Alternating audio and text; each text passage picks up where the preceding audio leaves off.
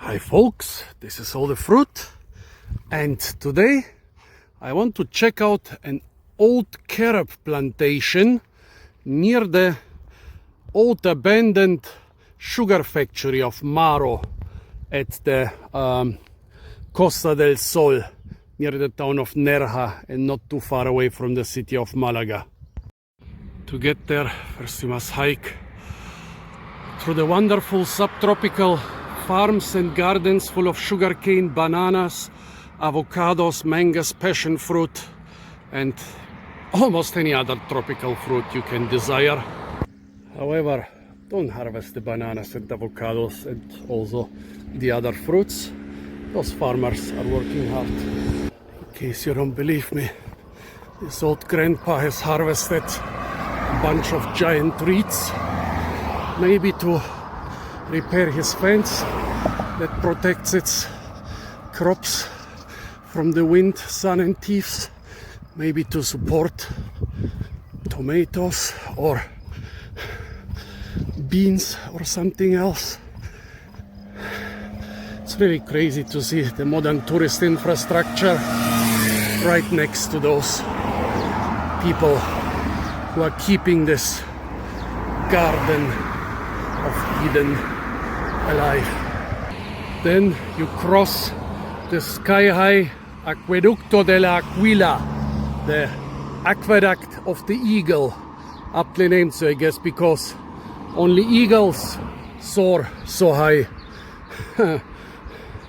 Actually, the hiking trail down in the valley beneath the aqueduct is also incredibly beautiful. What, you didn't believe me? When I say we cross, I mean we cross. Oh, although technically not crossing the aqueduct and using the aqueduct to cross the valley. This type of medical treatment in German is called Kneipen, which coincidentally is also the German word for pups. Not pups, not young dogs, but those places you get wasted. It's the eagle, a double eagle.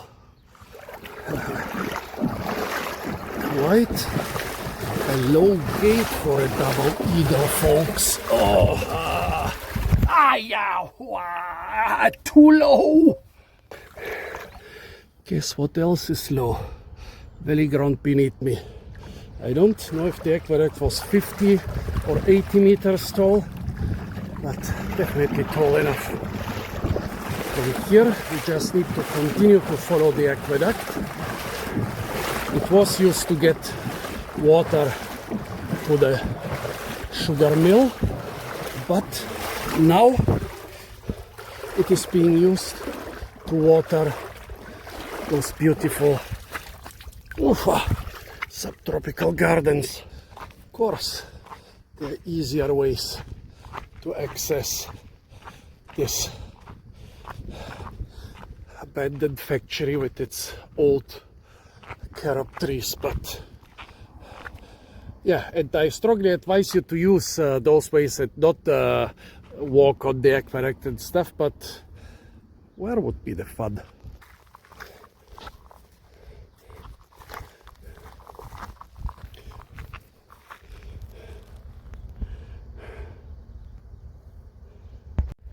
When we look around at the carobs, they sure are old, but they are by far not the oldest carobs I've seen in the Mediterranean. Actually, the oldest carobs I've ever seen were not even in the Mediterranean, but in southern Portugal. Hundreds of carob trees, and some of them were about 2 meters thick. Actually, when it started raining, I hit in the hole in one of the trees over there. Here, those are not of that huge size and age, but they are old enough, pretty gnarly. I guess a lot of the woods here have come through grazing, This looks like a steppe which is being grazed because there are, I would say, a lot more trails here than the limited number of human visitors could make. And so I guess probably goats or sheep or cows or a mixture of all of them. Donkeys you could also throw into the mix. Have been contributing to damaging these trees and giving them a more gnarly appearance. However, if you look up here, those trees have been pruned. That means somebody is taking care of them. There are different possibilities for this. One is maybe it's the same as with old olive groves. You get a lot of money for managing your ancient olive grove in Spain. And the grove like this, well, and you get the money per hectare, not per tree. So a grove like this, this would count as a historic, well, carob, not olive grove in this case. And yeah, if you get paid by hectare and you have very few and very slowly growing trees, so your work is not so much, you can actually get a ton of money for doing almost nothing. And I've seen olive groves here in Spain in very remote areas. Somebody bulldozed a big bulldozer road through the desert, bulldozed a lot of desert shrub, and all of that just to revitalize an olive grove literally in the middle of nowhere. You see it look like we're in the middle of the Great Basin Desert in North America or something, and all this to revitalize an olive grove of maybe 20 olives. But I guess they get a lot of subsidies. I'm sure the same subsidies are being paid for ancient carob groves. However, there is another possibility. Maybe, well, I'm sure they are taking their subsidies. EU farmers are earning more money from subsidies than from the harvest. But I think that the harvest around here is also nothing to be sneezed on. Well, first, if you look around, this is only carob. I don't know any way of using the carob for the sugar factory. Yes, you can make confectionery and cocoa-like things with carob, but I doubt that they made candy or something like this at the factory. They made sugar. They made sugar here. So, yeah, pretty sure this was a sugar factory. But there is a big carob plantation right next to it. Now maybe there are less than 100 trees left, but in their heyday there must have been over 1,000. And usually you find a couple carobs inside plantations of other species. Okay, some of those, there might have been other trees in between that died because of the drought or because they're not as longevitable, they don't live as long as carob. And here you see a couple old olives, well, a couple feral olives of the oleaster type. However, if there were olives planted here between the carobs, they would survive just like the carobs. They can take just as much drought, probably even more, and abuse as the carob, and they live forever. They live even much longer than carobs. And I saw an olive tree somewhere on the edge, over there, among the ruins of the factory. There is actually a tree with much lighter leaves. That's an olive. However, it looks like this was really a dedicated carob plantation. In old days, there were different uses for it. You could just collect the pods. Let's see, carob is in the bean family. Right now they are unripe and not really usable. Let me see if I can find a good ripe one. Well, here is an old rotten one. Basically, if you chew those when they are still not rotten, maybe we'll find some out of season good ones around here. They are kind of sweet. Here you can actually see sugar crystals still shining. So they were mostly used in older times as food for humans, just eating them like this out of hand, as food for animals because they are very rich in energy. Also, you could grind them up and make a sort of sweet flour out of them. Actually, when I was a kid, I liked it just as much as cocoa powder. Well, and this is only the first part of the fruit, because apart from the pods themselves, Let's try it. This part is actually not rotten.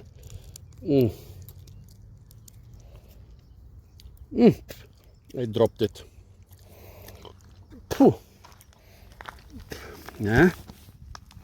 But from the pods themselves, there are also the seeds. But this is not a carob seed. What is this? This huge seed looks like a carob seed. It's probably a bean seed, but no, it's not a carob seed. Because the carob seeds don't get so big. On the contrary, carob seeds have a very standardized size. Oh, come on. Here I have one. Actually, a carob seed weighs exactly 1 carat, because carob and carat is the same word. For thousands of years, those things have been used to weigh the most precious things like gold and diamonds and so on. And that's why gold and diamonds are being weighted and measured in carats. And yeah, back in the older days, yeah, that was basically the main purpose of this seed, being used to weigh carob, to weigh gold and diamonds. And while they are supposed to be exactly the same size and weight, I'm sure that those shrewd merchants, they would weigh the seeds of 100 trees, and they would have a set of seeds for buying and a set of selling. Nobody can tell me that they didn't do any scams with those seeds. And the crazy thing is that nowadays those seeds are still basically worth their weight in gold. I thought that that carob cultivation is a thing of the past. And to be honest, I haven't seen anyone planting new carob plantations. But they have revitalized the carob plantations. It's not like you don't still use the sweet pods. They're still made into carob powder as a cocoa substitute. They're still being eaten. You can buy them in snack shops together with dried fruit and candy and stuff like that. They're still being used for the preparation of bread and cakes and mashes and things. But when I talked to a guy in Portugal who said, yeah, they used to kill those trees. This was in the area with the 2-meter thick trees. Nowadays, nobody kills them. Those things are gold mines. He said he just had, maybe a dozen trees and made a couple €1,000 from this dozen old trees in the same year. You collect the pods, and he said the seeds are 10% of the weight, but they are 90% of the value, because nowadays, yeah, they will use the pods if the carob pods you bring them are fresh enough, but what they are really after are the seeds. Those extremely hard seeds, well, never tried an anti-pop. Tart. It's mostly tart. There is a sweetness and an interesting flavor, but it's very tart. Those seeds, you can grind them up, and they are very good at congealing water and other substances. So you can add them, you replace gelatin through this vegan method with this vegan substance, and you can make jellies and candies and congel foods, some sort of cheesy liquid into a cheese-like substance you can sell like cheese. The market for those things is booming, and that's why I think that apart from the subsidies, those people here are really also harvesting the fruits. And even if the pods are rotten, okay, then you shouldn't be able to use the pods as a foodstuff. But still, even if you harvest them months after they've been lying on the ground, you still have the seeds, which are not too rotten to be used. So I'm pretty sure that this plantation has been revitalized. Probably it's not the easiest place to harvest them because of this stony area, but easy enough for the money you can get. Now they all look to be pretty much the same age, but how old are they? Probably this was abandoned, 40-50 years ago, I would say. So back then they must already been pretty mature. They are growing here on the poorest soil. Look, what else could you grow here except maybe olives? It's basically a slab of rock. So they will grow very slowly. This is one of the biggest ones. Pretty much all of them are look more or less to be the same age this year. Much thinner, but probably still the same age.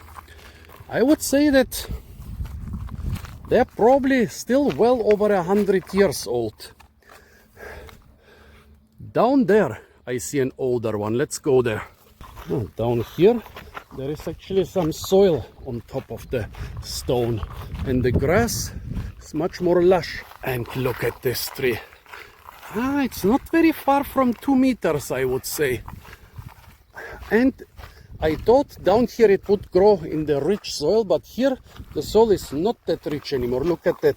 We are back to this rock. And okay, it's not one stem, it's 2 stems, but the 2 stems together, they are well over 2 meters thick, maybe 230 or so. This would be what, 7 almost, yeah, over 7 feet. And look at that, it's literally growing here in the rocks. Look at that. Old gnarly tree. Now I wonder, is this much older than the whole plantation, or did it have much better growing conditions? I mean, look at it, it's gigantic. Very interesting. In there, a couple more, those 2 hiding behind this house, and also this one, they look to be bigger, but this is really impressive, folks. By the way, if you are asking what this sugar factory is using to make sugar, the answer is right here. Normally, if you know a little bit about agriculture and sugar production, you know that in temperate areas, sugar is made from beets. While in subtropical and tropical areas, it's made from sugarcane. Well, we are here in Europe, but, well, considering the banana and avocado plants in the background, I guess nobody would really call this a temperate area. And there is a hint to what this sugar was made from. See those things? They are basically everywhere in the area of Nerja. They look a lot like giant Spanish reed. Well, see down there, the valley where the cars are parked? This is giant Spanish reed, which I cannot show very well from here. Also up here, there is a tiny plant of Spanish reed. See here? That means, by the way, that there is some underground water up there, because otherwise there wouldn't be reed. This is Spanish reed. This, however, is not Spanish reed. This is sugarcane. When you say, well, now sugarcane, that's like, you know, Caribbean and Brazil. Those are the areas for sugarcane. Well, guess where the Caribbean and Brazil got their sugarcane from? From here. Because over 1,000 years ago, the Moors, the Arabs, brought the sugarcane here from Asia. They conquered a couple areas like Sicily and Spain and, well, Portugal, what's today Spain and Portugal. And they noticed that they can grow sugarcane in the mildest areas, like around the Mediterranean coast, around the southern coasts. And then when the Arabs were kicked out from here, the Spanish and Portuguese and the other European powers brought the sugarcane from here to Central and South America and to a lot of other colonies. And after the Cuban Revolution, actually, well, in the 20th century, sugar production kind of stalled here. But then after the Cuban Revolution, a lot of the Cuban sugar barons came back to Spain, where their families originated from. And they revitalized this because, of course, the fascist Spanish state received those people which the communist Cuban state had kicked out.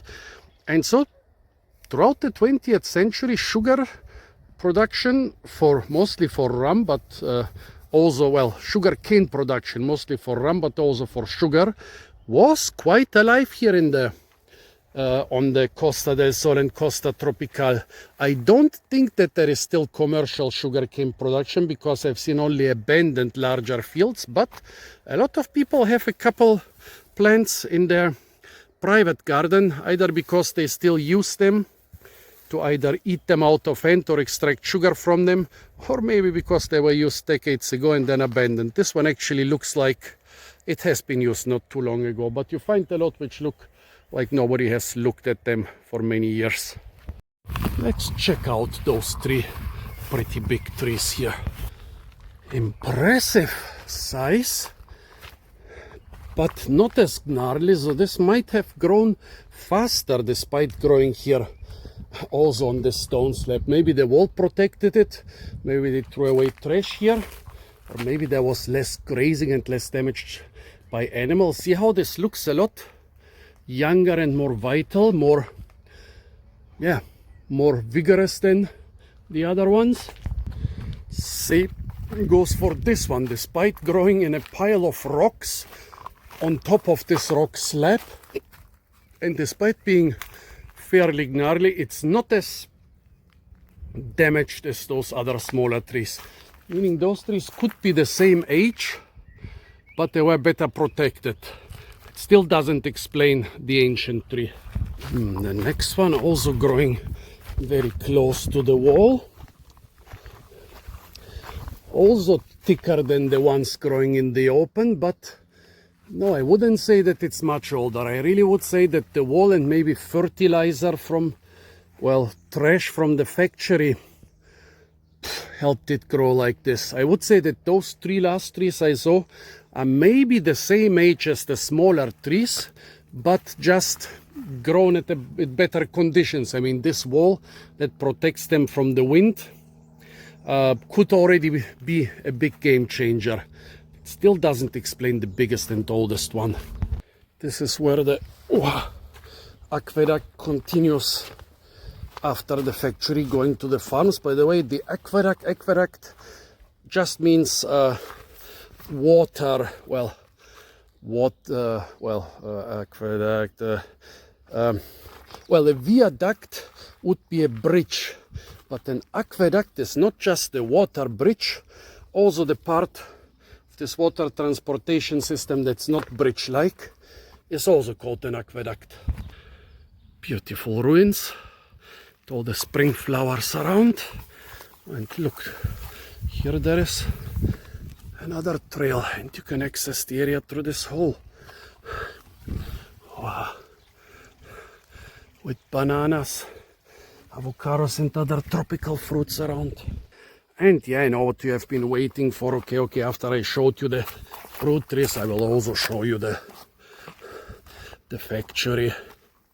Yeah, whatever. So here we are at the abandoned sugar factory of Maro. Amazing that part of the roof is still standing, but this is a very dry area, and also those are not just roof tiles, but there is some sort of mortar or cement over the roof tiles, which keeps them in place. And of course it's heavier and much more work and more expensive, but it's contributing to the longevity of the roof and thus of the house. And this, oh, look at that. Somebody's living here.